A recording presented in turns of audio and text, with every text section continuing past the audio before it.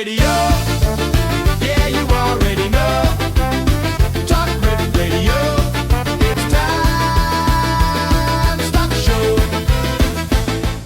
Slow and steady. That's the trick in snow. I'm curious. Yeah, this is our first winter with the new small car that we have, and we're in the middle of a winter storm watch right now. So I'll be curious to see how it performs. It started to snow already, or is it it's coming? No, it's been crazy snowstorm all day, like super high winds and blizzard whiteout conditions all day today. Oh shit! Yeah. How many inches you got so far? I don't know. There's probably a good 3 or 4 out there. It wasn't sticking for the first half of the day because the sun was still out. Yeah, but now it's building up out there. Oh, that's so cool. That's always my favorite when it's Thanksgiving and you got snow and you're like, haha, we're early, bitches. It makes it feel like the holidays for sure. I mean, I've said it before, but I really don't mind the snow. I think it's pretty cool. Yeah, everything just gets so quiet. As a boy from the Chaparral, it's really exciting. It is. We don't talk. I was talking to my sister when I was back home last week, and she's like, nobody talks about the Chaparral, and it's just a funny. It was just a funny conversation. Chaparral. Yeah. Like the. It's French, right? Southern California, just sort of brush scrubland. Everybody says like, oh, it's like the desert. It's like, it's a little different. Yeah, they're 6 foot tall. They can be. We have a lot of fennel in San Pedro, so it's like it can get like 10 feet tall or taller. I'm not sure, but you can get lost in there, and it's like corn stalks basically. Where you're at. It smells good. It does, and it tastes pretty good too. I mean, it's bitter and weird, but it tastes like black licorice. Mm-hmm. If you like that sort of thing. You do when you're lost in the chaparral. Yeah. You need to eat something. You get lost in there for a little while.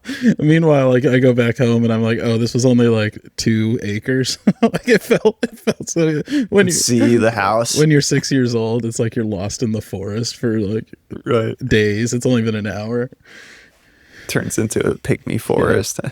Yeah. A lot of rattlesnakes though, which was an exciting thing out there. You saw some? Oh yeah. No, they're all over it.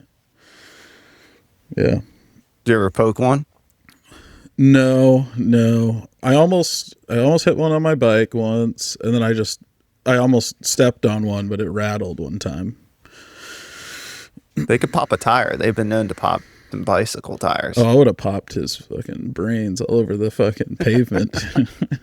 They stretch out because it's blacktop, and they really like the heat, so they just stretch out like long. It looks like a stripe on the blacktop, and you can kind of see it from far away. Might as well be a speed bump. Yeah. Yep. For sure. You remember we had in Santa Barbara we had black widows too. I tell that story to people, and people like they don't believe it because it's just kind of a mythical creature in most places. Like they don't exist everywhere. And the brown recluse. Yeah, and that's what people in Michigan always come back at me with. It's like, oh, we have brown recluse here. I'm like, I've never seen one. On my patio, there was probably 20 black widow spiders at any given time. At the house in Santa Barbara, right? In Goleta, at my apartment, that little patio. That place. Yeah. Well, yeah. I mean, the other house on Hollister or whatever it was. Yep. That was just. I mean, literally had an iron sculpture of a black widow spider. Yeah. It did have like a wrought iron spider web, right? Like in the back. Yeah. But when I first moved in, it actually had a massive black widow spider also made out of metal. Yeah. Do you remember on it? And I'm sure you remember. I don't have to ask you if you remember. But the mailbox that was I remember the CO2 tank that was cut into like jagged teeth. It was like it was like a dinosaur. Yeah. Or dragon. It was like a Tim Burton Beetlejuice creature for a mailbox, and it weighed probably like 80 pounds or 100 pounds to or get your like mail that. out, and you would always it would like bite off your arm and scratch your arm if you grabbed it out too quickly. Yeah. If it fell on your hand, that would have been the worst. He didn't deburr that shit at all, but if he did deburr it, it would have been sharp as shit. That's too. True. So it's like catch-22 on that. He would have sharpened it up. He was like, I better just stop. This is the fucking mailman hated that guy. I'm sure he It's did. like this asshole. Yeah. Could have been a smiling, like it could have had like just flat teeth, like a more of a, I wouldn't know what the Bronchiosaurus. Yeah, an herbivore. Yeah, Yeah. Yep. but he made it more Jurassic. It was a meat eater for sure. Yeah. Yeah. That's funny stuff. Man, I haven't thought about that in 20 years. But yeah, I found some other interesting stuff here. That Jeep that you mentioned, that I mentioned earlier that you sent me, I just wanted to say we talked about that last week, and now it exists. It already existed before we talked about it, Right. but we didn't know that. And No, it's a Jeep that has hydraulic lifts on it to go over top of traffic. yeah, and the tires are spread apart like the tractor you can drive through, and it's made for making traffic flow better. It's great. I mean, as far as like a way to get out of town quickly in case of an emergency as well, like everybody else is just stuck in traffic during a hurricane, and on the freeway. Yeah. And you just ride right on top of them, get the hell out of there. Yeah, I'm wondering how tall it can get, because like in cases of like flooding and stuff, Yeah. I mean, it would be pretty handy to be able to just lift the vehicle up higher out of, flood danger and stuff. Yeah. Or lava. Maybe lava probably wouldn't work as well. No. But it should have. I mean, the funny part is that the tires seemed to be just the standard tire size too, true. which was hilarious.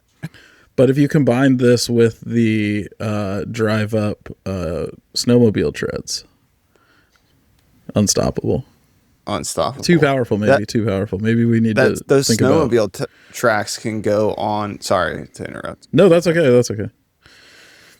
I was looking up their website, and they also are used or can be used on just normal surface streets too. You don't have to drive them in snow. Oh, sure. So it's fucking like you basically turn your existing SUV or truck into a tank. Cool. That's what I've always wanted. Right? Yeah. It would be good for zombies for sure if you could make it like 6 feet tall or something like that. Yeah.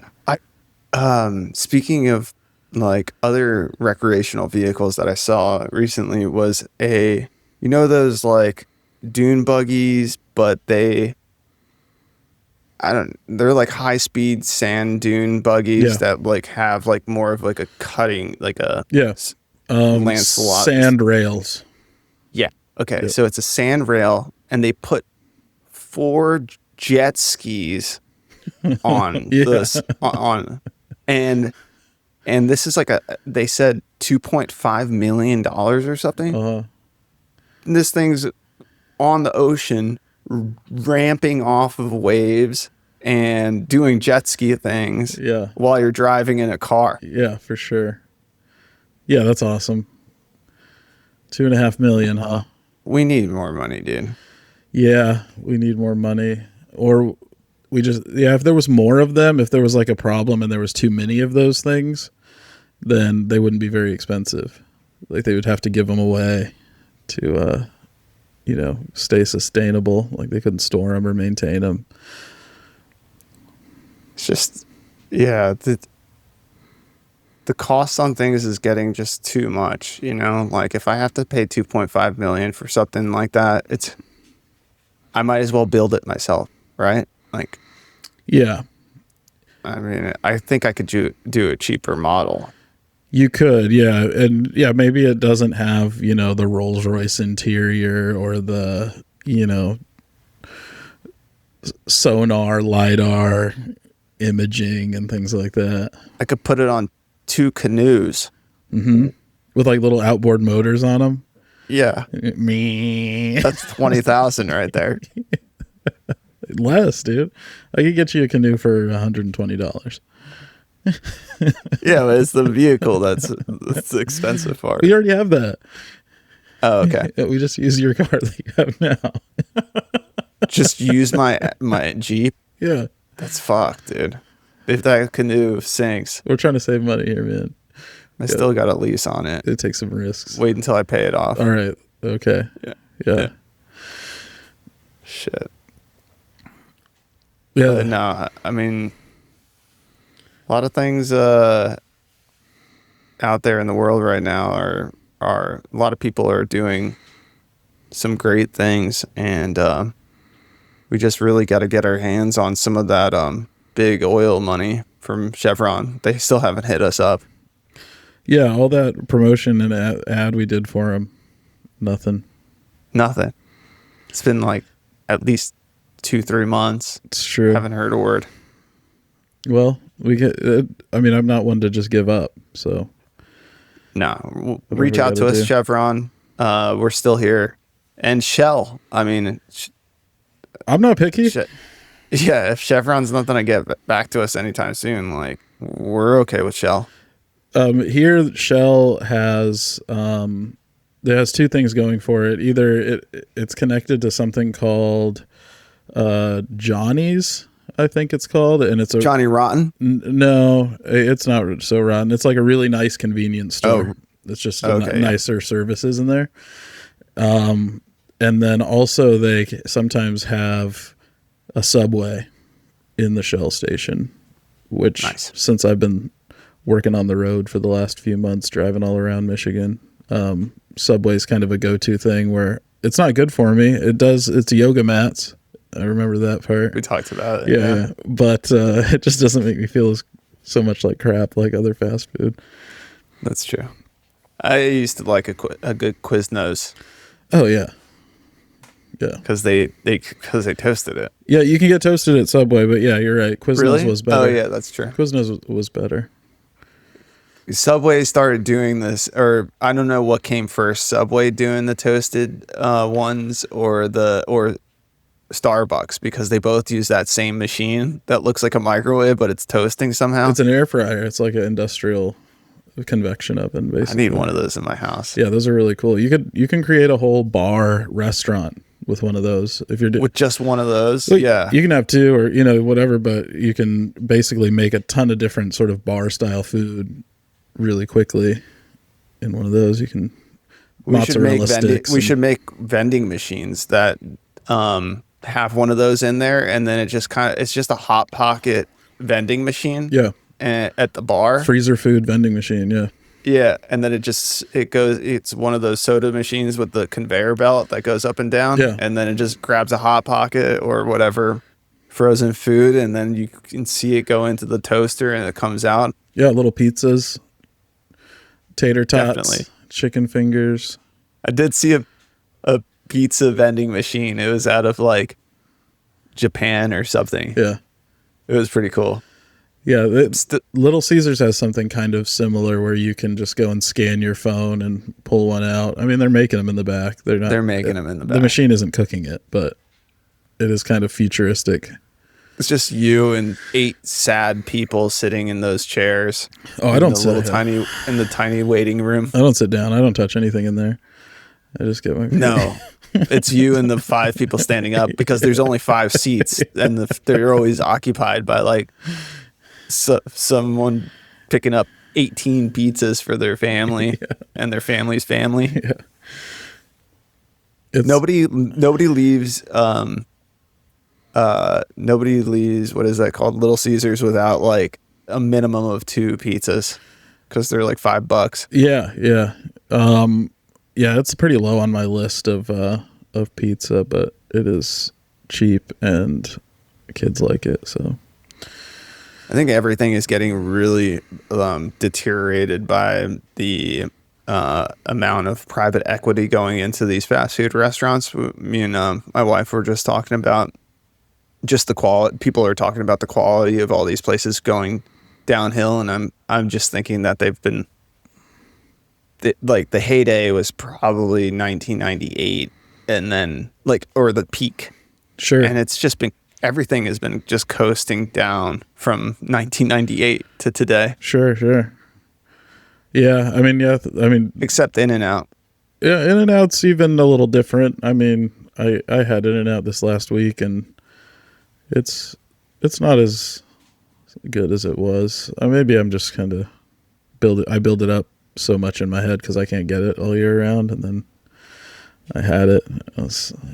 The price is decent though. I can get 2 double meals and a side cheeseburger for less than $30. Yeah, and that's like one steak and shake or one of these other places. Like that's like a one meal at McDonald's at this point. Sure. I do like Steak and Shake. We have that. Culver's is good. That's kind of a Midwest thing. I guess the good thing about In-N-Out is that there's actual youth there. Like the guy that's taking my order has a smiling face and he greets me. Sure. It's not just this sad bummed out like 40-year-old that's working behind the counter and taking your order. Yeah. At all the other places. And they have a nice uniform, like old school white uniforms. They're paying their employees here in California like $25 an hour. It's like getting to the level of like me thinking about quitting like a corporate job to do In-N-Out. I wonder if that's good. I'd root for you if you made that decision. But yeah, I wonder if it's difficult, if it's a difficult job or not, because you have to have a good smile. Yeah. You do have to be fast with how you talk to people. Mm-hmm. You got to be quick. Yeah. And you have to repeat that order back to them like ASAP. It's so busy, and I mean, out there it's crazy. When we went, it was nonstop the entire time we were there, and they must have served 100 orders just in the 20 minutes we were there. So I think to get and you have to have a really good voice. You have to be like, order number 7, order number 7, come on down, order number 7. Yeah. I think we could be the announcer guys for sure. Yeah. Order 105. Order 105. 105. And 107. It's funny, like damn it, I got 106. Yeah. Well, I always do like extra toast, extra mustard fried, I do chopped all chilies? These extra things. Huh? Chopped chilies? Chopped chilies, no, but grilled onions. Yeah, for sure. And it always takes like twice as long. There's like 18 other orders that go after me that, I'm waiting on my shit. Oh, and if you want fresh fries, ask for extra salt because they have to do your shit separately. Really? Or not no salt? What if they just add salt to the existing fries?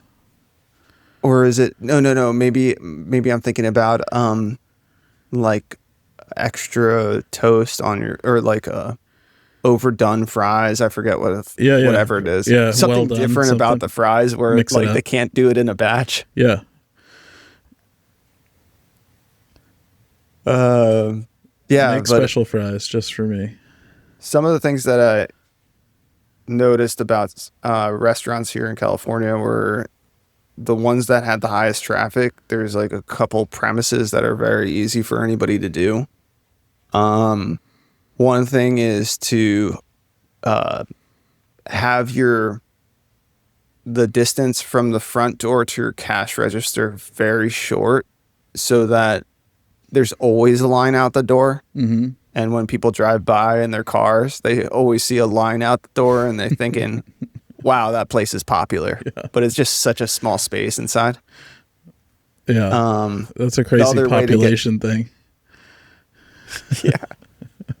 The other thing is to make your menu extra large, like the font extra large. So people never want to get to the cash register to look at the menu because it's too big for them to see above. So they always are like 20 feet back. Uh-huh. And then again, it's another way of getting people to line up out the door because like that's how far away from the cash register you are to read. And then you're only like 8 feet away from the door. So there's only about 4 people that can stand in there at a time. It sounds like they don't have enough space and there's too many people. Yeah. The other thing would be to, if you wanted to, I'm just thinking about it now, would be just only circling in the hundreds for order numbers. Yeah. So that people that are there, they're like, wow, like they've had, or like be like 555, you know? Yeah. People that are there, like, damn, they've had a lot of orders today, even if it was like only the 5th customer. Sure. Yeah, I remember going to In-N-Out sometimes and being like order number 1200 or something like that, 1100. Maybe I'm just misremembering it, but I feel like I've been up there. Subway's got a good system, man. Like the just salad bar style. Yeah. You know, I guess Panda Express. I don't, you know, which one. I guess everybody copied Subway. Yeah. I think. Build your own kind of style. There's a pizza place by our house here that does that, and it's nice. I like it. And then they cook it in front of you. Yeah, Blaze. Yeah. Yeah, they had them out here too. Yeah. There was another one, Mod Pizza. Yeah, we have one of those too down the street. That one's more hip. Is it? I like the architecture or the interior design better than Blaze. Blaze has more of like the woody, kind of dark kind of feel. Yep.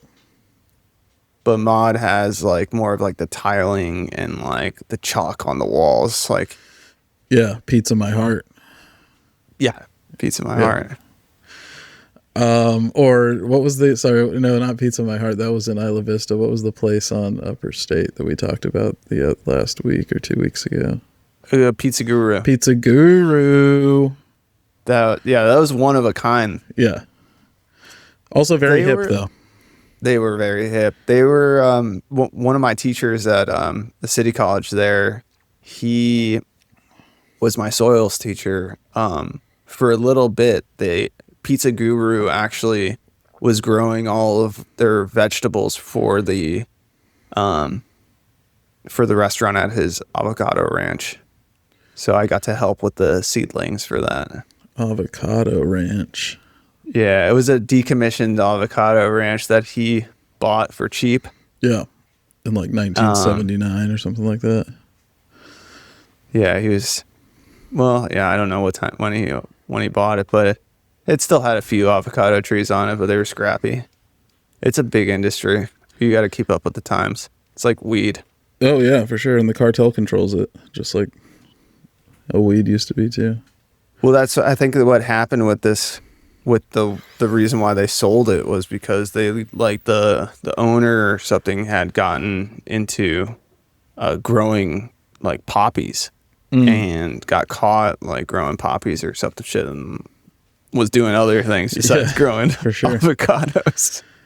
Yeah, that was the first time I ever heard or saw of anyone actually smoking opium was in Santa Barbara. Yeah. Which was crazy to me. I was like, what is this, like 1890s like railroad town? Like what are you guys doing? It smells like incense too. Yeah, I'm sure it just smells like flowers. Yeah, burning flowers. It's like the but yeah, I remember that too. I mean, you could get incense that was made with it. Really? Yeah, like if you went to an incense store, they had opium as like in an incense. That's just the drug incense dealer, bro. I know. I probably could get that too, but you could get it on a stick. It's like now inhale. Yeah. Do you want your house to smell like an opium den? Have you seen those cool incense holders that are like, it looks like a dragon, and then you put the little cone of incense at the top, you light it, and the smoke like goes down some pathway like along the side of the sculpture. Kind of thing. Yeah, hell yeah. Fuck. Well, they should. I used to get tripped out of like as a kid. I used to love incense as a kid. Me too. More of a pyro, but yeah. Same. You could take it and burn little holes in paper and stuff like that. Yeah. But yeah, why doesn't that exist on a bigger scale? There should be like more like smokescapes, like where it's, That's a great point for a Chinese restaurant. It would be dope to have like a smoke machine mural. Yeah. And basically have the path carved down. Like a koi pond with a smoke just coming out, like a big wall feature. Rocks and moss and just a 3D paint, like a painting / sculpture that hangs on the wall, or it could even be between two panels of glass so the smoke doesn't go out into the room, but like it's a divider for the two rooms, and then it has some carved glass between, so you just see the smoke kind of coming down while you're eating. It's connected to the room where all the employees just go and smoke cigarettes, so it's just smoking down. Funnels the smoke.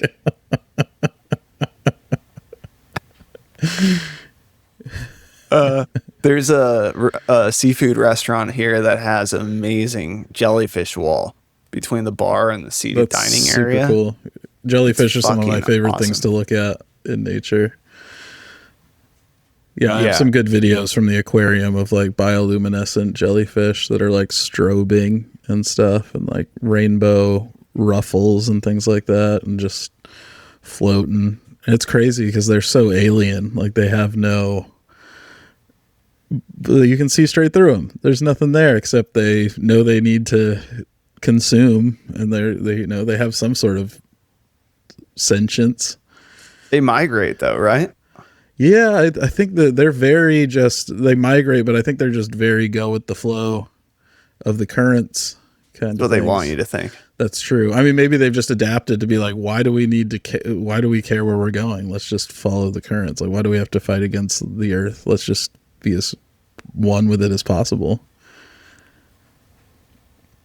Have you ever heard of those insects that ride on on the jet streams, and they can actually go from Asia to the Americas, just like they get caught in the jet stream? No, but I can imagine it. Yeah, I know. I remember just from school, like things attaching themselves to seeds and stuff like that, or like dandelion fluff and stuff, and it carrying. I think they did that in the movie Ants too. That's true. Maybe that's what I'm thinking. That was a documentary, right? We saw that in science class. And grasshoppers are mean, right? That's true. Don't fuck with the grasshopper. No. That's a good movie. I mean that's what kind of makes you think about all these people that get really gung-ho and bent out about native plants and native this and native that, and you're like, is there anything really native? Like, if it wants to get to somewhere else, at some point things just move around, based on whatever the climate or weather patterns or currents. I think it's usually when humans cause it that people draw the line and say, oh, that's not natural migration anymore. I know, that's the question. That's kind of the weird part, is like, aren't we just part of it? And if we bring something to another place, like, what's the difference between a seal carrying, like, I don't know, some sort of mite or something like that across the ocean? Exactly. Than us. I mean, it does fuck with everything though. Like, Australia's had crazy problems. I heard about that recently, how they had a toad problem. No, they had a bug problem, and then they brought these toads in that can't even eat the bugs. So now they brought the mongoose in to solve the toad problem, and then they can't get rid of the mongoose, and then they brought like a jaguar, and then now they have a jaguar problem. Exactly. So dumb. Yeah. I mean, you just can't fight nature. Again, you learn from the jellyfish. Just go with the flow. Just let nature do its thing. Nature will take over. I was thinking about that when you brought up that Hollister house. I was like, yeah, that was just getting reclaimed by nature. Yeah, it doesn't take long. No. Especially when it's built really shittily. Yeah. Tell me about some of these articles. We have You put a couple really good ones on here. Yeah, this painting that sold for $236.4 million. Yeah, that's crazy. What is it? It's a portrait of Elizabeth Lederer. It's by a artist named Gustav Klimt. But yeah, I guess it just set all these records. I thought it was an interesting thing that this painting could go for that big. I wonder how large the painting is. I didn't see that, but it's a really cool, trippy painting of portrait of a woman. Like she's standing. It's a full body portrait. Yeah. I don't know if I'd pay 200 million. I'd probably rather have 10 of those jet ski boats. Oh wait, no, I could have 100 of those jet ski boats. Jet ski cars, I mean. And then a lithogram of this in the passenger seat. Hell yeah. Yeah. Yeah, right. Just I have the copy at home. Yeah. I have a reproduction. That I mean, okay, so I mean, to go into the art world a little bit, like it just kind of brought up in my mind the fact that with that kind of money, it's usually some sort of tax write-off for somebody who had a big gain that year. Yeah, and you can donate this to a museum. Exactly. After they buy it. Yeah. It's interesting. I wonder what it says about the economy that we're able to set records for art sales right now. Is it that the dollar's so devalued that this isn't as much money as it would have been 10 years ago? Or do people have, I mean, it says there was a bidding war between 6 people. I mean, usually that, this sort of thing happens when the economy's doing really well, like, the arts and the money that is spent on it kind of corresponds with the economy doing well. So I'm just curious why now, because everything I'm hearing is that the economy isn't doing that well. They're plowing, like the wealthy people are trying to hide from the devaluation. So they put their money into scarce assets. And so a painting, a one of a kind painting, is there's some sort of scarcity there. Oh yeah, that they're capturing, and I mean, and their hope is that they can sell it for the same price that they paid for it, or a little bit more, just like a house. Yeah, I mean, having the record-setting painting, just because it holds the record, it's going to probably drive up the next sale price. Well, and the person that buys it, I mean, all they like in the future, all they need to do is bribe somebody for an assessment, or what is it called? An appraisal. When they do all they have to do is pay an appraisal person fucking $50,000 and be like, hey, can you appraise this at 300 million? Yeah. Make a cool 60 million bucks. Exactly. Yeah. I wonder, when you brought up that it's a tax write-off, that's a good point. I wonder how many of those 6 people were actually controlled by the same person just to drive up the price, because they had to write off. They wanted to write off more and more. Yeah. Mm-hmm. Well, that's like these Stanford museums. I've been to a couple of their museums on their campus, and I mean, the whole entire one of the museums is by a family. I forget, the family name. Sure. But it's a entire museum that was built for their collection. For a collection. Yeah, and I mean, what kind of write-off is that? Like, that's like a bill, like somebody really either, in the family died and they have there's some sort of reason, or that they need that much of an inheritance write-off, or who knows, but they probably paid for the building too. I mean, that's what they did. Yeah, they paid for the building. Yeah. And all the stuff inside. It was probably a pretty dope building too. Yes. Yeah. It wasn't just some old brick They warehouse. always hire the most expensive architects on Stanford's campus too. I mean, art museum too. I mean, just art museums in general are always usually nuts with the design. Like you've been to the Getty before. But again, like you're saying, it's to drive the price of the costs up. Yeah. Like they don't want to just do a cheap museum because that write-off sucks. They need the most expensive architect in the world to come down and design it and build it. It's just money laundering. It's fancy. It's something. Yeah. It's not laundering. It's just, if you look around the world, or at least in America, if you look around and you say, how, you're super wealthy, you're a billionaire, you're worth this much money. Like, how did you figure out how to do it? And they're like, well, I paid the government the least amount possible. Yeah. And I got stolen the least from. Yeah. Everybody else, that's really fucked in this country is usually from not figuring out how to pay the government the least amount and have the least stolen from them. Yeah. Yeah, I just had a bunch of kids. That's my way of keeping all my money. It's not the most effective as far as monetary investments go, but as far as tax write-offs go. Yeah. I mean, it's effective. It's effective as long as you don't get into a fiscal, financial situation because you have that many kids, and then you get put on the government. You get hooked by needing assistance by the government, for having that many kids. Oh no, you got to be able to afford them. Yeah. Yeah.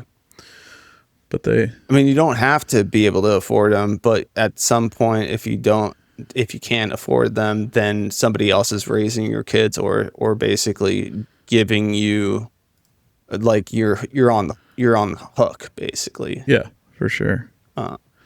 That's the entitlement culture also. Like, you can get screwed sometimes, but I mean, not to say not to have kids. It's just that it's a fine line between having kids in a healthy environment that is not subjected to the government's wishes, and then having the government just tell you exactly what to feed your kid and where to send them to school and everything too. Yeah, they do. They do tell them where they want them to go to school. Like, district you, put you in zones. You're like, you got to go to this school. You're like, what if we don't want to go to that school? But luckily, we live in a place where you can pick and choose where you go to school, but some places you can't. It's kind of like gerrymandering with polling and with voting. Yeah. They figure out, like, who's having kids, and they like get certain people to move to. It's like a herding, or like almost like a cattle farm in a way. Well, yeah, definitely gerrymandering is a good way to put it. Though, if you look at the map of where I live, they district it or zone it for kind of like prosperity, diversity, like diversity of prosperity. So you'll have a zone that's like the school is in the nice neighborhood, and then there's like a little branch of that zone that goes into a less enfranchised neighborhood, and those kids are eligible to go to the school in the nicer neighborhood, and vice versa. Like, our school's in the roughest part of town, but it kind of has a branch over to the different other side of town. That's kind of interesting. I don't know how much. I mean, it's based on square footage of lots too. The amount of people the nicer neighborhoods usually have more acreage, and so there's less homes. Yeah. So then, in order to create an actual viable school district, you need a certain number of kids. Yeah. So then you have to have, like, you pull it. You can circle a massive amount of rich people or normal people's houses, suburban houses, but then you do have to get that cluster of apartments, that branch, to grab like another couple thousand kids. Yeah, and my kid's school is a magnet school, and I went to a magnet school, which just means it doesn't even matter what district you're in. If you want to go to that school, they'll take you in. So you just have to get there somehow. Yeah. Well, yeah. I mean, there's the busing's really good too. But there's good and bad things about how much control the government has over that stuff. Should it be a free for all? I don't know. I can see problems with that too. I mean, yeah. Some of these I guess schools the ultimate is exist. figuring out how schools are like museums in a way. It's like there's cool museums, and then there's the Natural History Museum, but then there's also like the really shitty like Spoon Museum. Yeah. The yarn museum. Yeah. I don't want to pick the cool one for sure. Yeah, for sure. But yeah. But again, going, back to just rich people things or rich, artwork and stuff. There's an article about regrowing your teeth. Oh yeah. And we definitely talked about this in a previous episode of something similar. But tell me about this. What I thought it sounded what's different about this one? Sounded similar or familiar. Yeah, basically just South Korean technology. It's a patch that regrows teeth, ending dentures forever is the headline. So I'm sorry to Big Denture, but they're going to probably take a hit if this is true. They better get on board. But it's stem cell based is what I've read. So just creating new stuff from nothing basically, which is crazy. What do you think about creating a membership program for stem cells to be delivered directly to your doorstep? If there was like a stem cell service that had different products that featured stem cells, like, you could get injections or teeth patches or a contact lens for an eyeball that isn't working right. That's a good one too. A stem cell eye contact lens. Suppositories. To get if you want 20/20 vision, right? Yeah. I mean, I can also see, some of the people that do dialysis.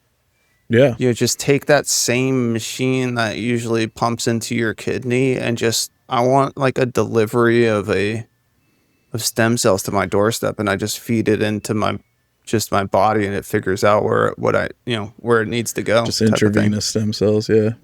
It's interesting because what if it like attaches to like a cancerous cell and it just proliferates I think bad it heals. stuff? I mean, I don't know if it actually would go in the opposite direction. I feel like the stem cells, from what we're told, this is not medical advice.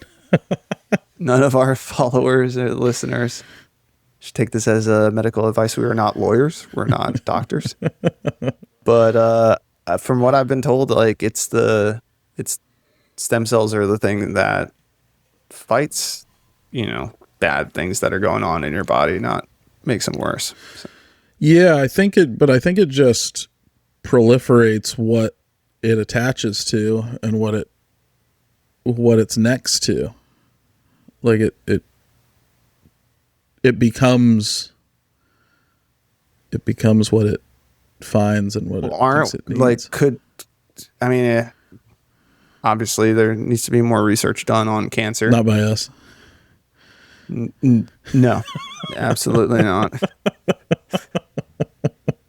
But it seems like just the actual like human development and the way that we are created comes from cancer. Like we are a cancer of some sort through conception, right through, growing and forming our bodies. Like, it's like a cyst that turns into having all these parts and whatever. So it's almost like, are we cancer? Like, is it? I mean, we replicate. I think cancerous cells, they kind of do that mitosis thing too, right? Where the cells separate and duplicate and keep growing and growing.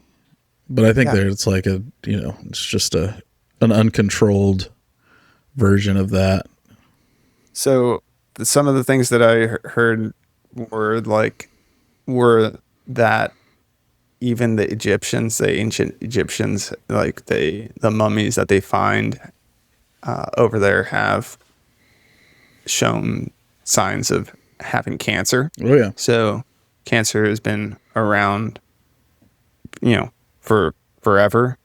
So it's not just like a new age thing, but some people do speculate, some doctors, scientists, not us, 4 out of 5, that we actually go through many periods in our life where there is cancer in our bodies that develops, and then our body heals itself and eradicates it many times throughout our life. It's just that at one point or another our body is too weak or whatever to actually heal it that last time. Either the cancer's too strong or we're not where we need to be Too to old. fight it off. That makes sense. I mean, if it is just an anomaly, it would make sense that, and people beat it, right? So Right. Yeah. Is there any other health stuff in here? I had put something. I mean, the most intense thing going on right now is global eruptions happening in the volcanoes. Yeah. This Ethiopian volcano erupted for the first time after 12,000 years. I mean, how do they know? I guess it's all the carbon. It's happening again. Dating. And then there was the cluster of earthquakes in California. There's Pacific Gilroy. Rim, and The garlic capital of the world. Ring of Fire is going off. There was a Colombian volcano as well. I didn't put that in here, but a Colombian volcano. So yeah, it seems like we're going through a little bit of a heightened volcanic period. We also are not volcanists, so No, I don't. We're not experts on anything we talk about, really. Even the things that other people would probably consider me an expert in, I'm like, don't listen to me. Don't get your own opinions. I am speculating, though, that it has to do with the recent auroras that we've been going through, and like the amount of solar activity that was heightened in recent weeks, where they were seeing that down all the way down, auroras or northern lights all the way down into Mexico. We had them here. Yeah, you saw them? No, I didn't see them. Okay, unfortunately. Yeah, it was cloudy here. I didn't see it either. But I usually like the volcanic stuff or like earthquakes and volcanoes have been known to go through more volatility during there's more activity. Correlated with the sun's activity. Yeah, for sure. Why do you think that is? I don't know. It must be. I mean, if they are directly related, it must just be energy, like radiant energy. I mean, that stirs things up and excites molecules and like a microwave would boil water. Yeah, or cook a hot pocket. The hot pockets, sometimes they're so hot that they're like volcanic. Yeah. And they burn your mouth. The earth, every time I have a hot pocket, I think this is a lot like the earth. Fucking lava, dude. When I'm eating it, yeah. There's lava on the inside. There's a crust. There's a crust, yeah. And there's fissures. Sometimes it bleeds out, it oozes out the side. Mm-hmm. Yep. And you have to cook it in that sleeve that's like the atmosphere. It holds the heat in and bounces it back into the. If you do it a little bit too, if you have it in there a little bit too long, though, it can pop through those little where you're supposed to put your fingers in those 2 holes at the top. Yeah. And then it just oozes out like a volcano. You're looking for a Goldilocks zone with a hot pocket. Just that perfect amount of radiation. Can everything be related to a hot pocket? I mean, there's nothing that I've come across yet that isn't. But the search continues. Life is a hot pocket. Sometimes it's hot, sometimes it's cold, but it's always delicious. What's your favorite flavor? Not flavor, but I'd probably say number 1 is ham and cheese is probably pretty high on my list. But I mean, the go-to is the pizza one, but it's just so played out. Like the pepperoni pizza one. In 25 years. But I think ham and cheese. The breakfast ones aren't bad either. They have eggs in them and stuff. Eggs. Oh wow. Yeah. Do you remember when Easy Mac first came out? Yeah, I do. And before that, we were all suckers. We had to wait like 20 minutes for really shitty macaroni and cheese. And then they were like, let's try to figure out how to do this in 1 minute and 30 seconds. It comes out pretty good. I remember the first time, I think was probably 2007. I saw an Easy Mac. I remember seeing my first one. Okay. Yeah. They've been out for longer than that. Really? Yeah. Gotcha. I was in the early 2000, maybe even 2000, just flat. And that's time I'm never going to get back. I could have been Easy Mac in it, but I was old. I was were old school you the box. Easy Mac in the cup, or was it the packages? The cup. This was cup. So cup came out later. Oh, really? It was a bag. Yeah, before it was a pouch. It was a bag. It was one of the paper bags that looked like what the cheese used to come. Well, no, sorry. Yeah, paper bag of cheese, and it was like glued to a plastic bag of the macaroni, and they're side by side, and they were in like a hot pot or a Pop-Tart box. Okay, all right. And then you put water in the pouch, and you put the pouch right in the microwave. You put water in a you put the macaroni, and you dump it out of the plastic package into a bowl, and then you poured cold water on it. You put that in the microwave. Wow. And then you would heat it up, and then when it came out, it still had a little bit of the hot water in there. Then you would add the cheese, swirl it around.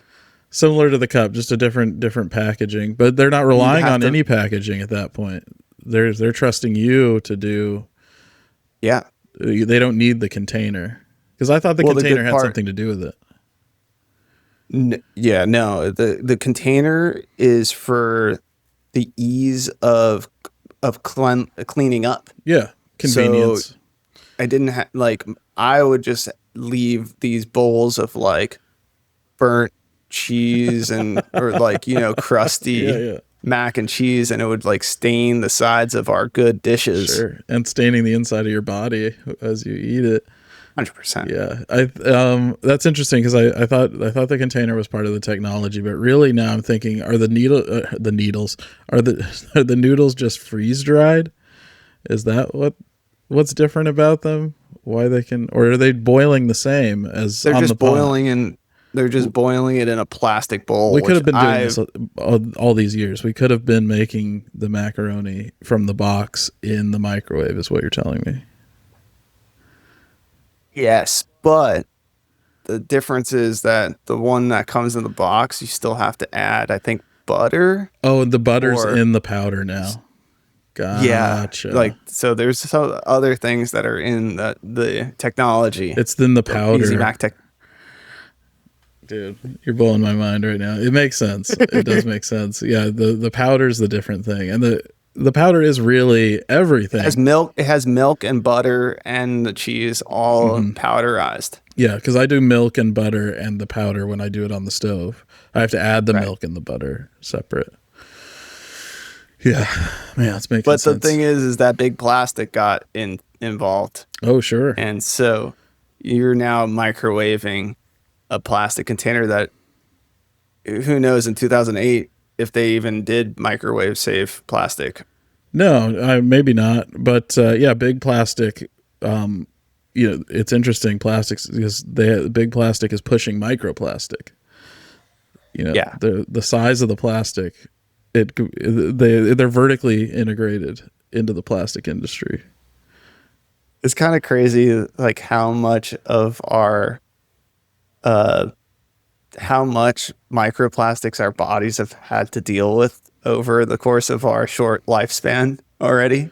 Yeah, and how much is just we're still consuming. I mean, even if you try not to.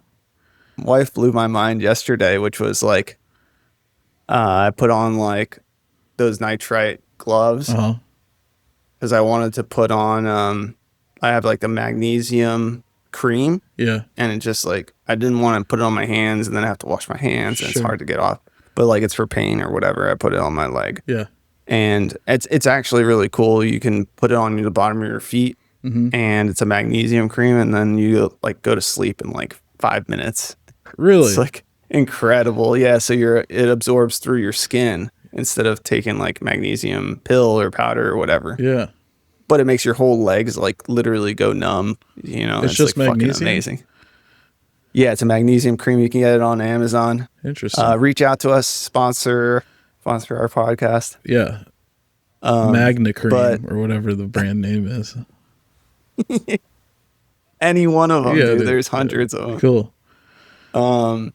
But anyways, so I put on the glove. She's like, you really shouldn't put on the glove because microplastics. I was like, what? I was like, these aren't made out of plastic. I was like, it's rubber from a rubber tree. Latex are, but nitriles. Yeah. And yeah, Petroleum. so it's no, and then I looked it up. Yeah, it's plastic. Yeah. It's petrol. And it literally instantly will put microplastics on your body, like into your hands or whatever you're rubbing on. Yeah. I mean, you're like every milk carton, every juice container, using my blender is putting microplastics into stuff. I immediately looked up if condoms did it because I was like, so everybody's been putting condoms on for like, or they were told that when they were, kids and in sex ed and shit like that. So I was like, what about condoms? And they're like, yep, condoms, microplastics, really? All sorts of. Because it's latex, right? So isn't that a natural thing? Natural, but comes from a not good for a plant. For down there. Well, I've known that for years. That's why I'm in the situation I'm in now. So no, for sure. But yeah, no, it's everything. I mean, like the clothing that we're wearing, like the polyester clothing. Girls with their workout outfits and yoga outfits. That's all microplastics that through heat and friction. So much friction. There's a hell of a lot of friction. Yeah. But yeah, I mean, the filter for my furnace and AC that I replace it. I mean, that's just probably pumping out microplastics through my air ducts. I have water filters, but the water filters are plastic. Yeah. Everybody's coffee machine. Yeah. Like we were talking about the Breville last week. Yeah. Like literally you open that thing up and all the tubes are made out of plastic. So it's heat and water, like water and heat.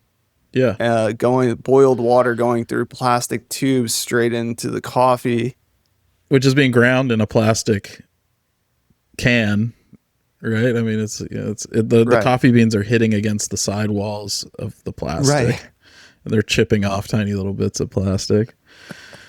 And then, the soap that you use to wash your dishes comes out of a plastic container. And the pipes in my house are PEX. They're all plastic. Yeah. Okay. Yeah. So even our pillows, like the pillows that we sleep on, mine's plastic. Mine's made out of it looks like recycled memory foam. It looks like chopped up foam on the inside. So, or earbuds, plastic. This microphone the screen I'm looking at you on you right now. I mean, I'm absorbing it through my eyeballs constantly. Like, most of the things on my desk are made out of plastic. The pens, the Bic pens, and all, everybody was biting on the caps. Just touching it with your fingers, man. You're just touching it with your finger and absorbing it into your skin. Holy shit! All the keyboards over the years. Mm-hmm. Yep, keyboards. Yeah. Everybody wants to know why they have like rashes and crazy eczema and like all sorts of problems with skin, and like they're like constantly touching plastics. So could we make everything out of like if we did a hemp plastic? The thing is, what would the binder be, right? Because usually things are just, sure, the substrata or like the actual structure of it is made out of something natural, but then it's really just glue. It's polymer, epoxy, or whatever that actually gives it its shape, and that's how you mold it and shape it. But could we do like a natural plastic that isn't toxic? It had to be alive. It had to be a living thing. Mm-hmm. Yeah. So if we could make it out of dead particles or dead animals somehow, mm-hmm. or bone marrow ground up fish bones, chicken bones, all the livestock, big like, farming, like halogen paste. Mm-hmm. Yeah. And like gelatin and stuff in like different ratios for different like softnesses of things. And just have it all be animal based, like everything 3D printed, like items out of chicken bone. Yeah, chicken bones, beef bones, all the pigs that are slaughtered, and the like all the connective tissue in animals turns into glue essentially when you melt it down. I think Elmer's glue is going to make a huge comeback. We got to buy stock. What if they're off the charts right now? We don't know. Like, what if we're late to the party on the glue in the glue industry? Big glue, big horse, big horse. There are some big horses out there, and the biggest one, Big Horse, is controlling them all. I think we need to start growing horses like similar to how they do like the regenerative forests, like tree farming. Yeah. Like we need massive horse farms. Sure. So the horse is going to make a comeback. Something nobody ever saw coming in this age of AI, self-driving cars, self-driving trucking, public transit revolutions. What's going to make the horse is coming back. Horses are coming back. But I mean, that might have to be like, they're not going to be young. They're not going to be like the older horses. They're not going to live their full life, but they'll only be bred for one purpose, really. Correct. Yeah. And that's to be harvested for the new plastic, horse plastic.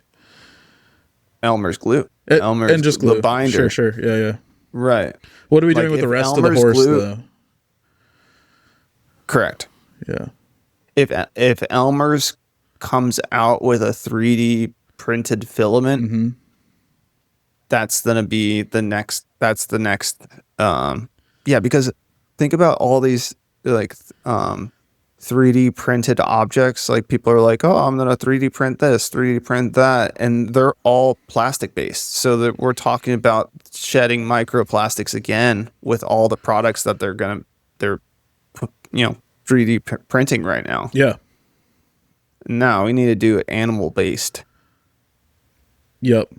And yeah, this whole trend towards like vegan and, vegan leather, and it's all bullshit. We need more animal based products. Yeah. Or else the cancer's gonna spread.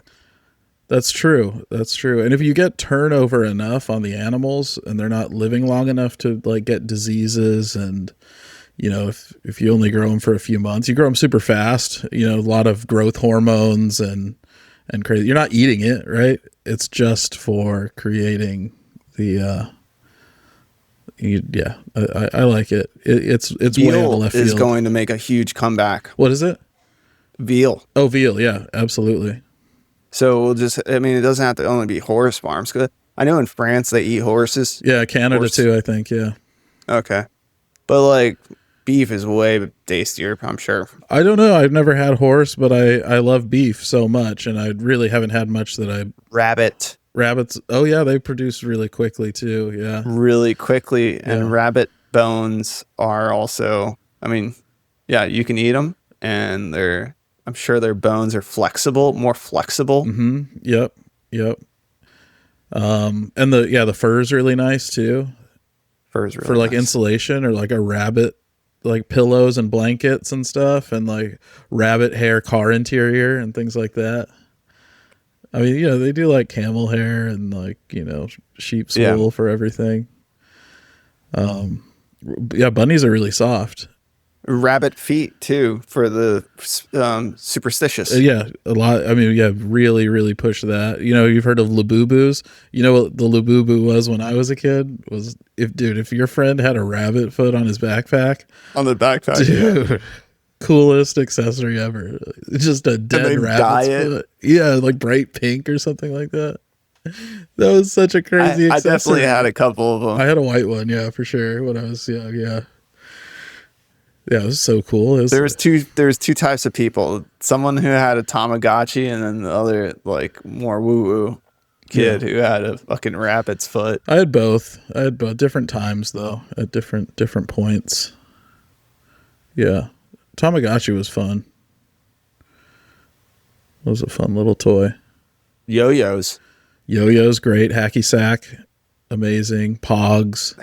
The hacky sack was good. So, Tamagotchi, plastic. Mm-hmm.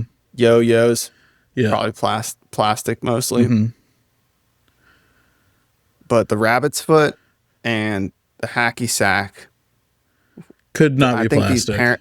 These parents, they were legit back then. They were the ones that were saying they already knew about the cancer. True.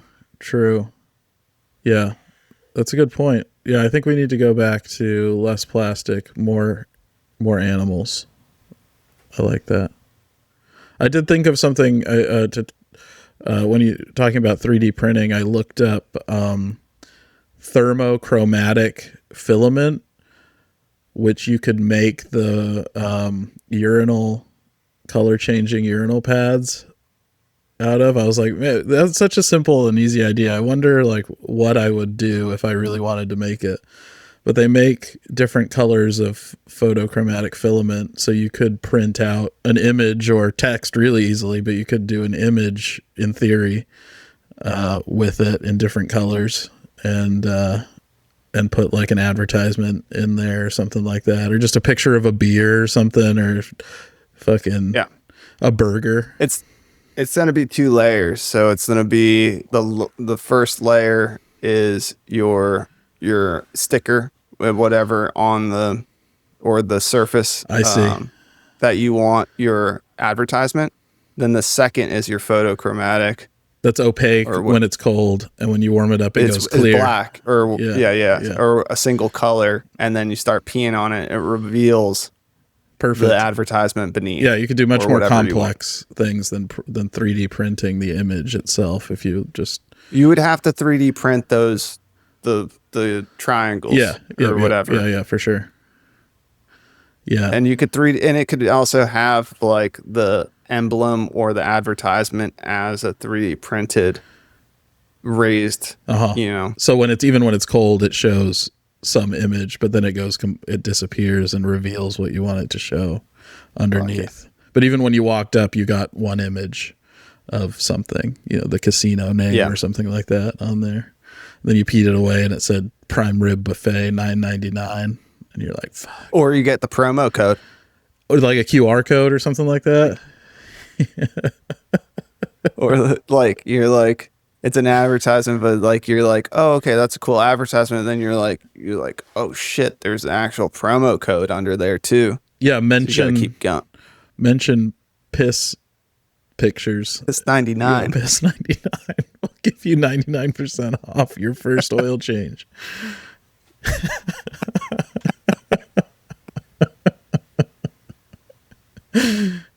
Oh, that's Yeah, great. that's a good one. It's easy. I think that's actually a product. That's like a Shark Tank thing. Like you could just 100%. yeah.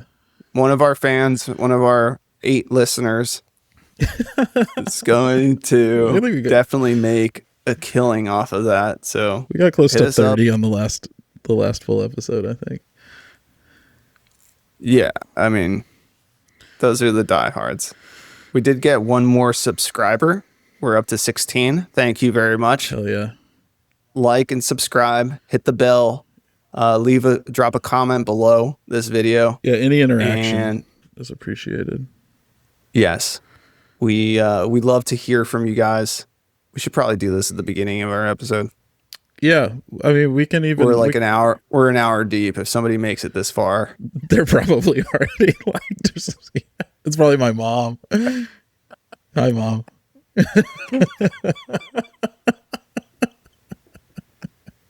Thanks for subscribing. oh shit! Did you hear about the Campbell soup guy, the vice president? Yeah, I did. That's insane.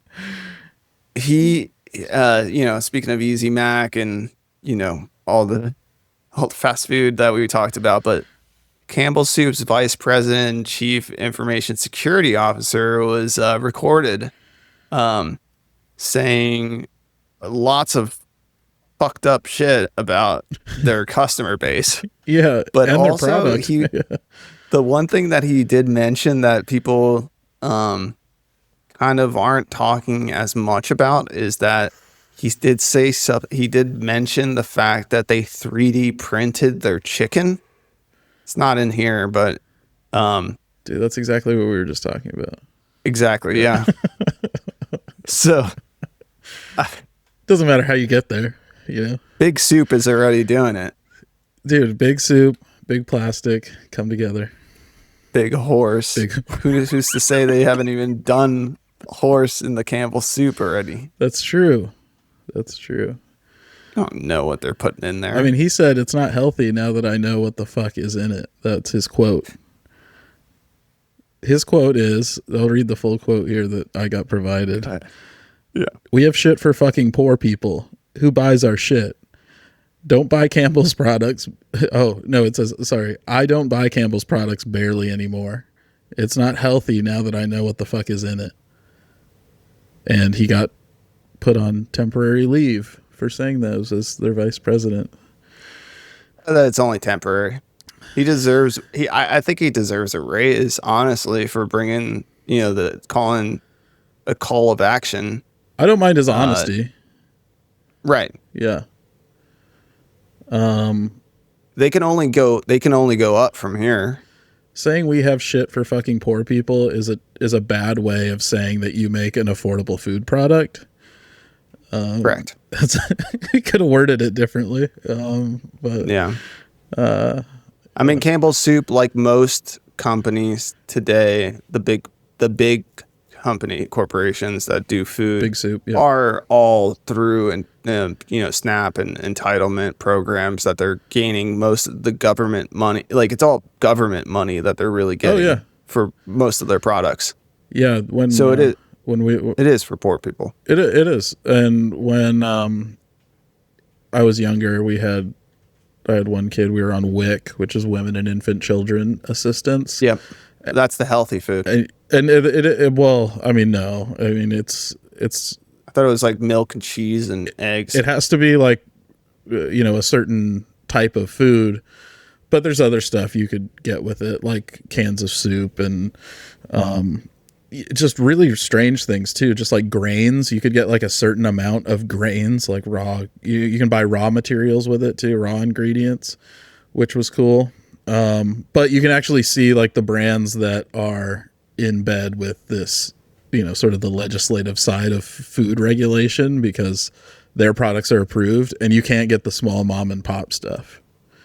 You can't get the actual good stuff with it. But the plus side was you could get, a pound of quinoa every month, or like, because we used to go to the Isla Vista Food Co-op and they would take WIC there. So I could get, half a pound of raisins or something like that, which is, I was okay with that. absolutely. I'm on board for WIC. I'm just not on board with the Snap credit cards that you can buy Taco Bell. Oh yeah, no, there's that. But I really wanted more of the like local stuff. I wanted to be able to use it for like local, raw and organic stuff, which was difficult. You couldn't really eat that well on that because they told you what you could eat. As lucky as Santa Barbara is to have local produce in general, or California. Yeah, so it's true. I mean, grain makes sense. I think that based on like food is really hard for transportation in general. So like like actually transporting healthy products to where people need them. Super expensive and difficult for sure. Yeah. So like grains are probably the best to get to like the Midwest, or I don't know, to get somewhere far away from where it's actually being grown. I like the optimism. I think it's probably just the lobbyists saying, hey, how do we get our fingers in on this WIC stuff? Can we sell a pound of oats and you pay us back for it? And the government's like, yeah, we'll do that. There's more. It's hard when we have this duality between the federal and state governments. And if your state was the one that was actually creating the programs to, that were aggregating the wealth of whatever state you had to help the poor people within the state, I think it would be easier to do this hyper localized, subsidy program. Yeah. But now you got the feds that are coming in and big fed. Yeah. And on a big horse. And then things get corrupted, like you're saying, with the lobbying efforts of the big corp. There's nothing really stopping local. I mean, there probably is. Before I speak, there's always something stopping people from doing the right thing, but I can't imagine it's impossible to have a local food bank scenario that provides local healthy options for people that are low income. If these farmers like can afford to donate anything or can afford to maybe just get rid of stuff that maybe would be waste if it didn't get sold somewhere, if they could donate it and have some sort of local system for getting that distributed to people that needed it. It's where food and health comes into play, and they fuck everything up. So like most restaurants, like 50% of the food at restaurants that doesn't get eaten or whatever has to be thrown out. Yeah. Like you're not allowed to donate it. Mm-hmm. And that's just like a food and health safety thing. Kind of like expiration dates too are kind of bullshit. Right. Yeah. I remember even in Goleta, like behind the Bonds, you could like go dumpster diving for the bread. Yeah. The Trader Joe's. Dude, yeah, I did that in college a couple times. Yeah, dude, I'm not judging it at all. They're throwing perfectly good stuff in there, and you get it before it hasn't even been sitting in there for an hour. They started to lock it though. I remember when they started locking it up. Yeah, I was pretty bummed. Yeah, I mean there is a health and safety concern. I'm not going to say that there's not. We shouldn't be taking food out of dumpsters, but it should never go in the dumpster in the first place. They should, at the end of the day, set up a table out front of the store and just hand it out. If you come up, hand it out to people. I think the way around it, that one of our many listeners, our 8 or 16 subscribers, start a program where you go to all your local restaurants. And the trick is that you have to pay for it. So then work with the restaurants in your local area to pay a very small fee, 1 penny. It's like when you give your car to your family member, and you're like, it's 1 penny or $1. You have to pay taxes. So like they drop the price for all these items that they would have put into the garbage, and you go around with a refrigerated truck at the end of the day and collect for a penny, or whatever, at each of them, and then aggregate them to a food bank of some sort. Yeah, you might have to take like packaging or labels off of stuff to get it to fly. The thing is, then the food bank's probably regulated also, saying, "Oh, we can't take anything open or raw," or because they're part of you the have to system repackage. Too. Yeah, or have like a free restaurant where people can prepare the food and give it to people for free. Even if it's in larger this quantities. is where churches used to come into play. That's true. But we're such a secular, system currently. Where, but like churches were feeding the poor. Yeah, yeah. And you used to have one church in a small little town or something like that where everyone would go. Now, if it's at the Presbyterian church, you're not going to get the Baptists to go and get food there. What I'm just realizing right now, though, is that like during the holiday season, it's funny because they stack up all these holidays at the end of the year, and they're always asking you to donate food, and the only options are canned food.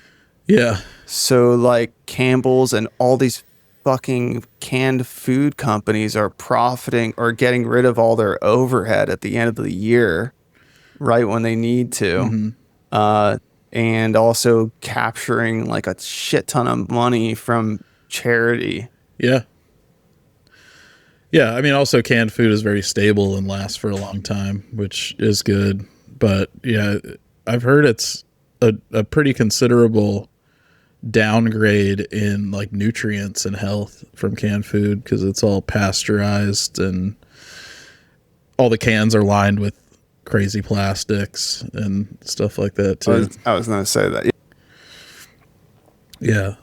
Someone melted down or used like, I forget what it was,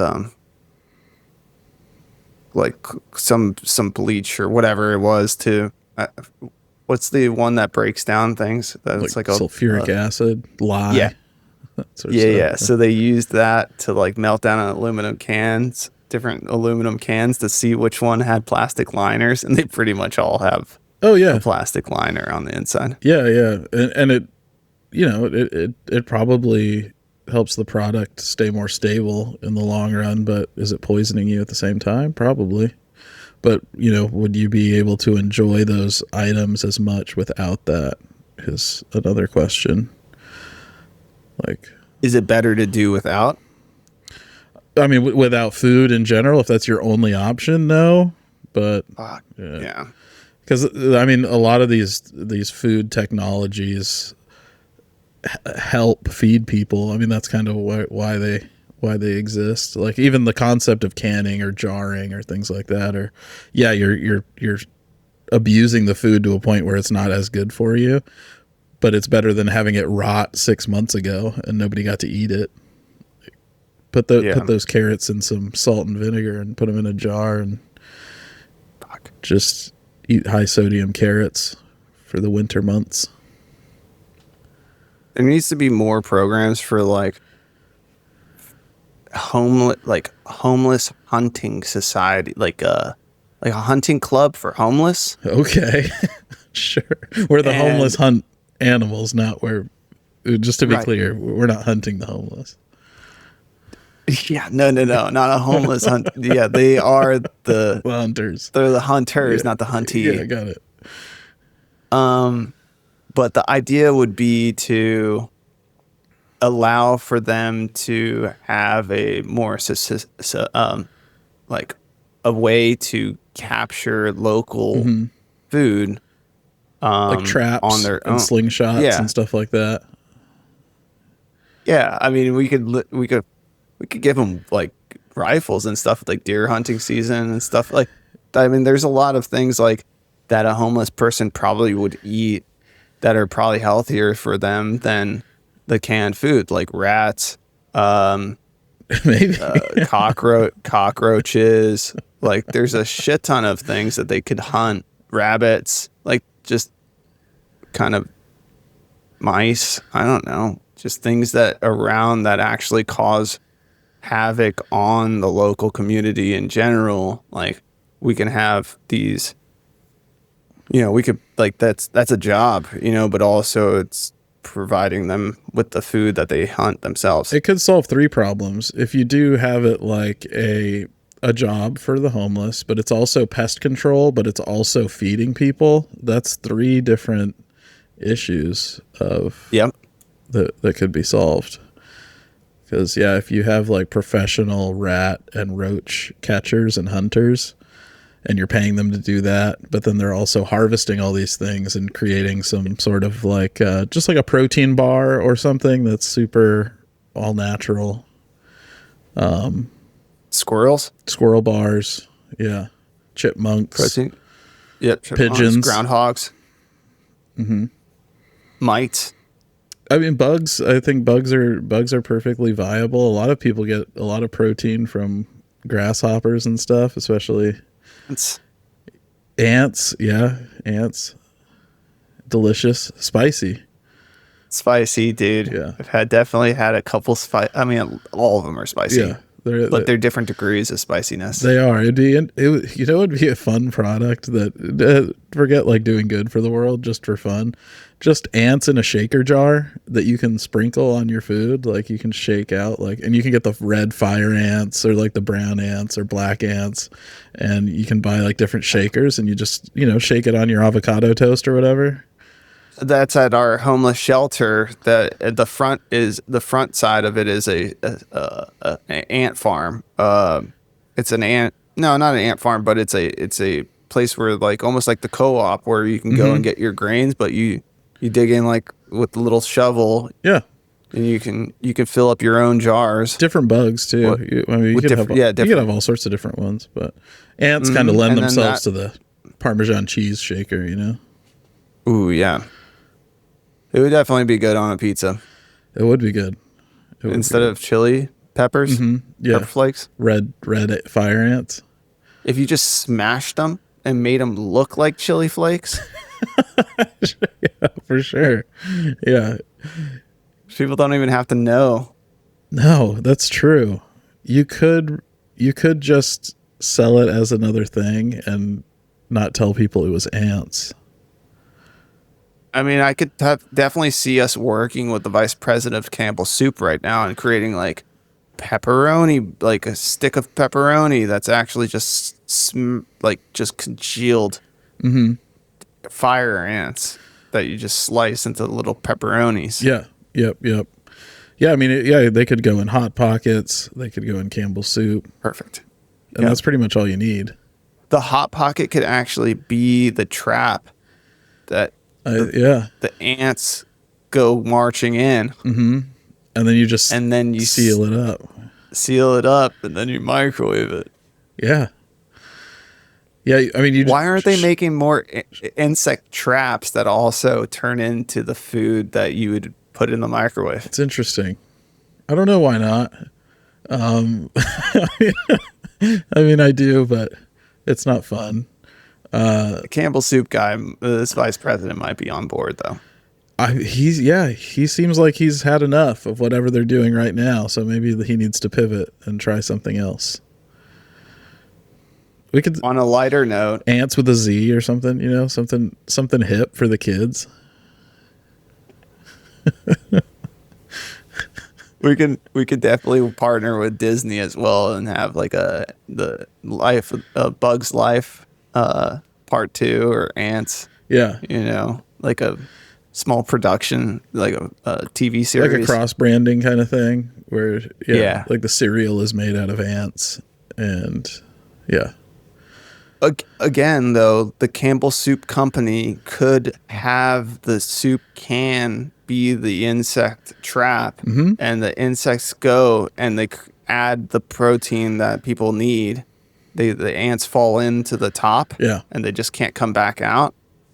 Yeah, of the like an ant trap, and then that is like they fall into the soup, and then. Boom, you got extra protein, added protein, as much as you can catch, obviously. Just giant fields of Campbell Soup cans, like left open, and the ants just crawl inside, and then you seal them all up and ship them out. It's easy. I'm surprised. I mean, we're going to see it. Somebody's going to do it next week. We're going to have an article about ant soup. They'll be in it.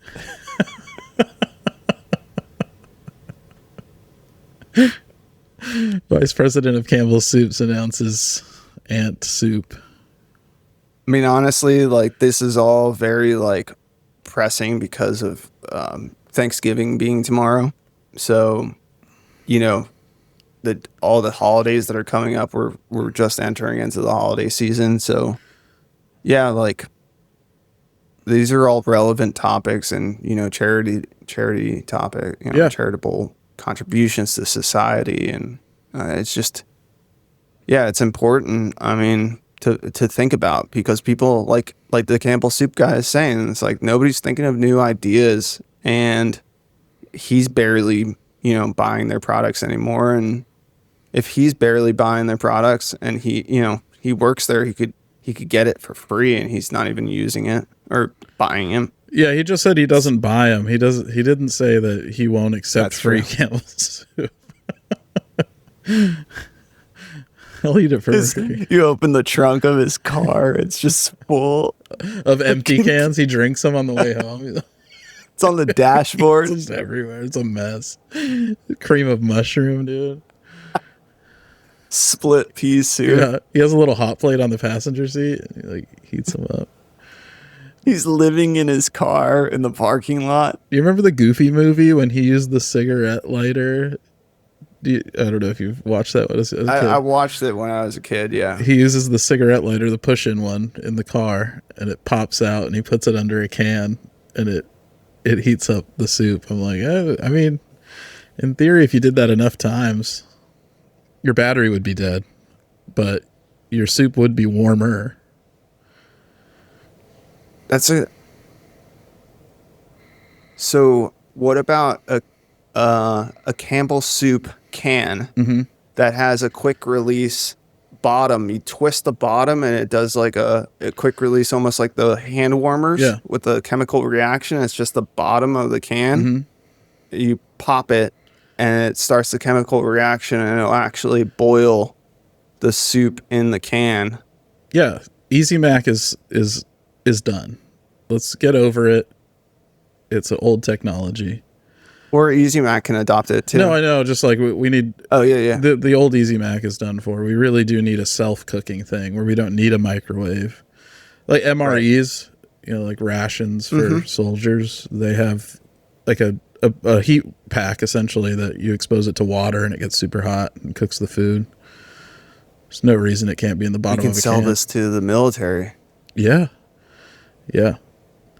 They made, I forget, I don't know if it was in World War I or II, but they used to use their cans and then fill them with explosive. When they ran out of grenades, they would like pour gunpowder into a can and then throw it, blow it up. Awesome. I just watched Skyfall last night. Sick.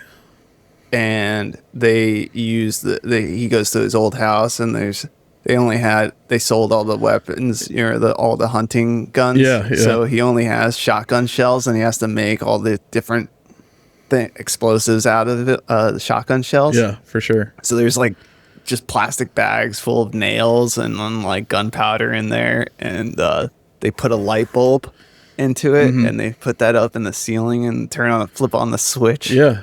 And it explodes on the bad guys when they come in. Yeah. Spoiler alert. Super cool. Yeah, if you haven't seen it. Yeah, James Bond is the best. I did have an idea a couple, you know, when I was a young buck, but it was a reusable grenade. And it would have been just you throw in a shotgun shell into a CNC routed like a stainless steel ball that has holes in it, and so you just pull the tab, but then all the you know, the small BBs, they find their way out of this thing, and then you can pick it up again. Yeah. And then throw another shotgun shell in it. Sure. Yeah, that'd be good. The grenades are crazy. I mean, it's like they're so dangerous. People just carry them around on their vests and shit, like little bombs just hanging off of their shit. Yeah, you got to pull that tab though. Yep. Yeah. Can't do it with your teeth. Movies make you think you can. You can't? It's pretty stiff. I mean, I guess if you can open had dentures. That's true. Or like metal teeth just replaced. But I guess if you can open a beer bottle, you could pull a pin with it. You should watch that Skyfall again, though, because I just when I was watching it yesterday and all this stuff in the news recently, the main character bad guy is literally Epstein. Yeah. And he has a private island and he deals with sex trafficking. And he looks like he has the same look as Epstein, the creepy smile and everything. Yeah. And he is an ex-CIA or MI6 guy. MI6, yeah. Which all the Epstein shit recently has been, national security. We can't release that because he's most likely an agent. Yeah, giving away secrets. Yeah. That's Javier Bardem in Skyfall, right? I think it's his brother, dude. Oh, shit. No. Jaime Bardem? No. But yeah, no, it was very interesting. I was like, oh, wow, it's like almost a very similar story because he has all the ties with the cops and with the people. Like he's able to buy off everybody. The whole plot is he's releasing files also. Like that's what they're trying to stop him from doing. Right. It's like blackmailing. Releasing the files. Shit, dude. And we talked about last episode about how there's like predictive programming built into the movies. Sure, yeah. And this was from 2012. Yeah. So they knew about it. It was already happened. It had already happened and was happening. So how do we make a story out of it?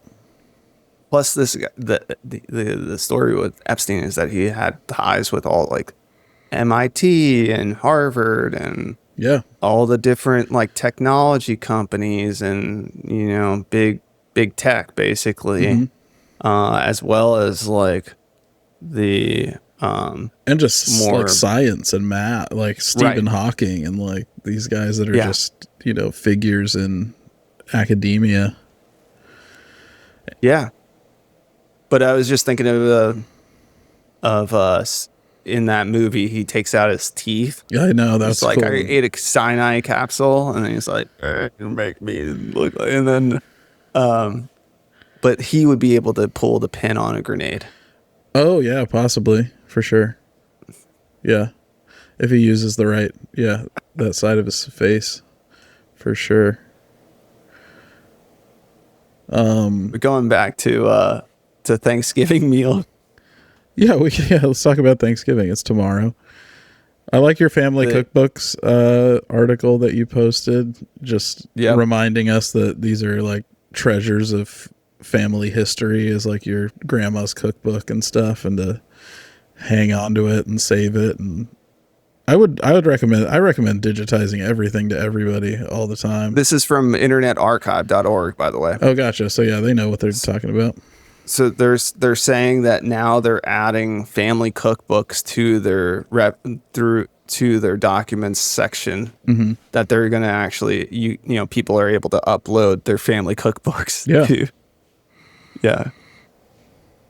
So if you want good home cooked meals and great recipes that might that you might not have seen before, or free cookbooks, go to internetarchive.org.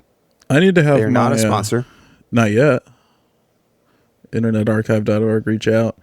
I need to have my mom and dad try and record some stuff, because it's also just verbal history, and you know how to do it, but I want to know how to do it. I got to write this shit down. Yeah, 100%.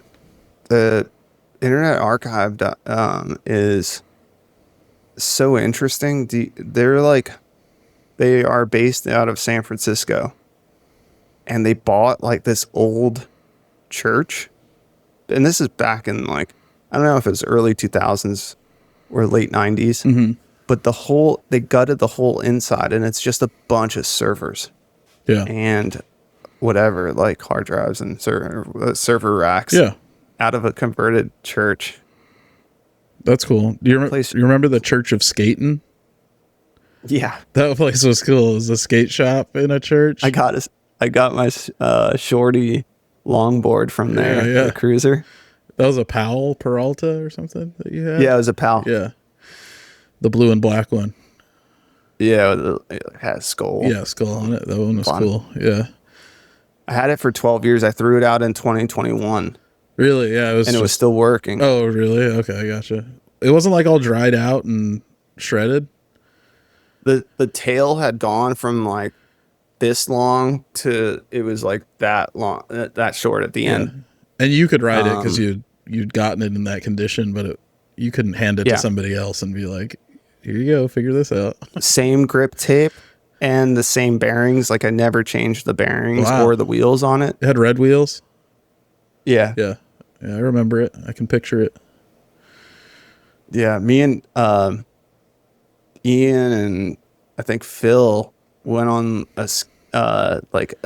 we rode down from the cell phone tower above City College. Uh-huh. Down that hill. There's a neighborhood up there. Yeah, and there's that windy road around the side of the hill. Yeah. We rode down that fucking hill on our skateboards. That's not all you were And That's not all you were on.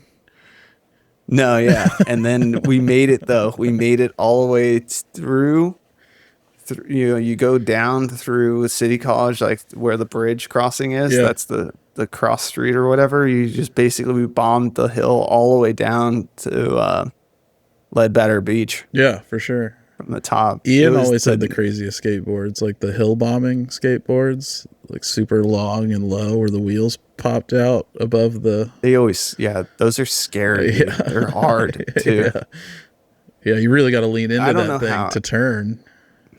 Right? Yeah. It's more like snowboarding than skating. Yeah. And there's no kick. So if you're coming up to, you can jump up a little bit to go over like an obstacle or a crack in the road or something like that, but there's not a lot of give.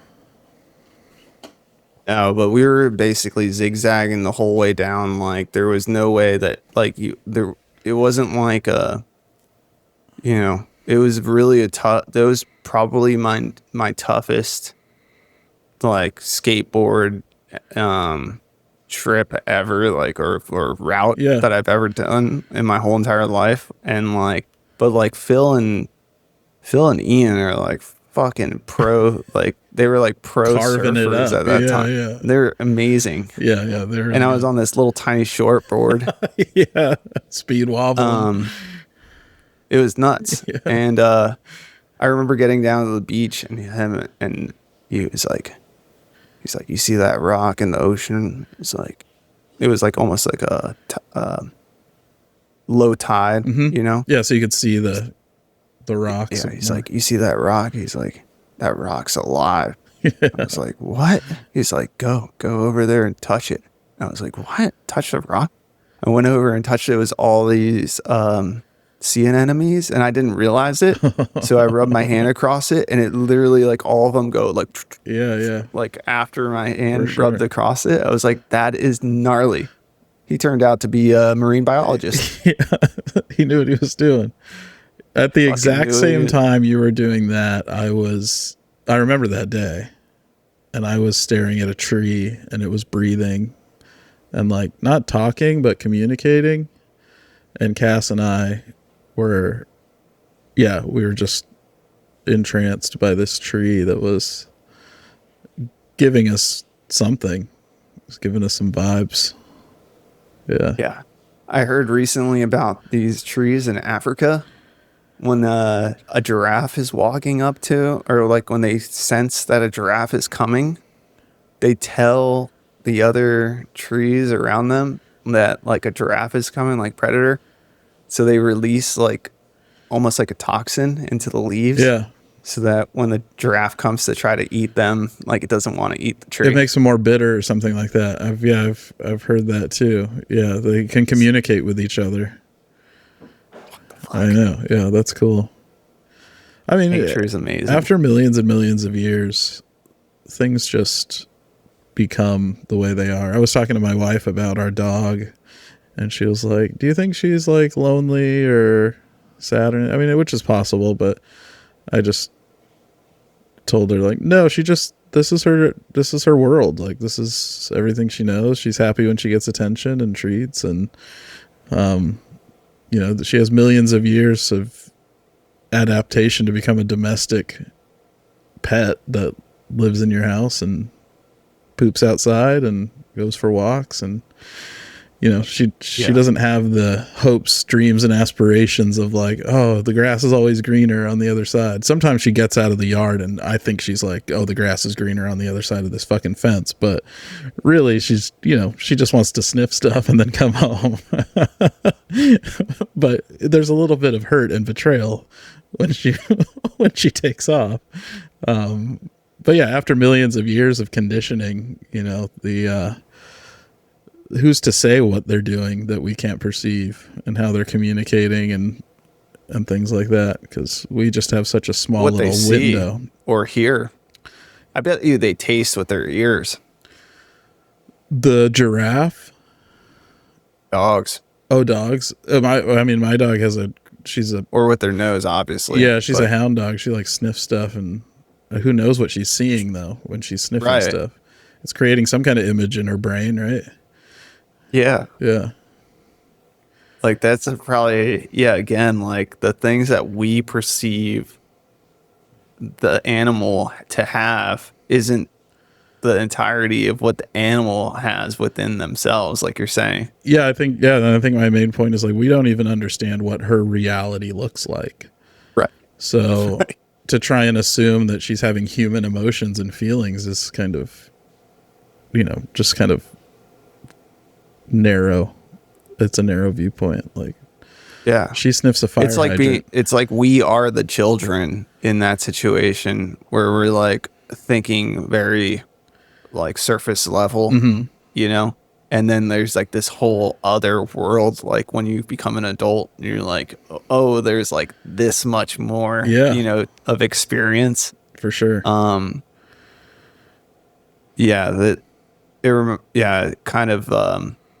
There was an article that I had pulled up that was really funny. It was Macaulay Culkin, speaking of holidays, and Macaulay Culkin's kids love Home Alone, but they have no idea that he was Kevin. Yeah. And the actor says that he'll keep up the illusion as long as possible. That's and funny. Yeah, it's just that idea that like, as a child or as a human, that you grow up or you grow into these things, sometimes you just don't even realize how, what the world is until you get more experience. And I guess that is similar to what you're saying is evolution or adaptation, of an animal over millions of years.